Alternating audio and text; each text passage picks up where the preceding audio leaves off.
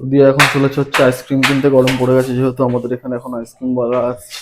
আমাদের এখানে আইসক্রিমওয়ালা কখনো আসেনি, ফার্স্ট টাইম এলো। রক্সিও ছুটেছে আইসক্রিম দেখতে।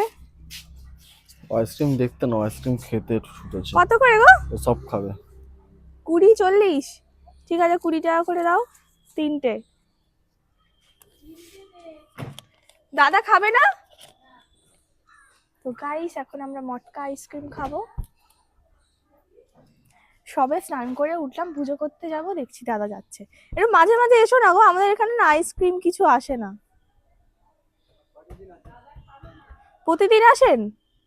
ও, আমি হয়তো শুনতে পাই না। আমরা দেখতে পাই না, আমরা দেখতে পাই না। আমরা বেরোয় যাই হয়তো, ওই কারণে আমরা দেখতে পাই না। সেটাই। লাস্টে কবে মটকা আইসক্রিম খেয়েছিলাম, সেই স্কুলের সামনে। তো এই হচ্ছে মটকা আইসক্রিম। একটা দাদাকে দিয়ে আসো। আমি পুজো করবো, পুজো করার আগে আইসক্রিম খেয়ে নিলাম।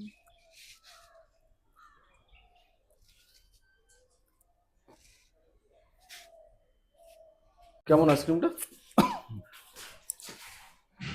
ভালো।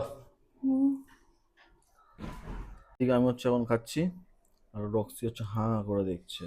এটা ঠিক না। ও সব খাবে, ও সব খাবে। হ্যাঁ, তোমরা কোনো কিছু জিনিস দাও, আছে খাবে না। তোমরা কিছু দাও আর নাই দাও, আমি আমার মেয়েকে দেবো।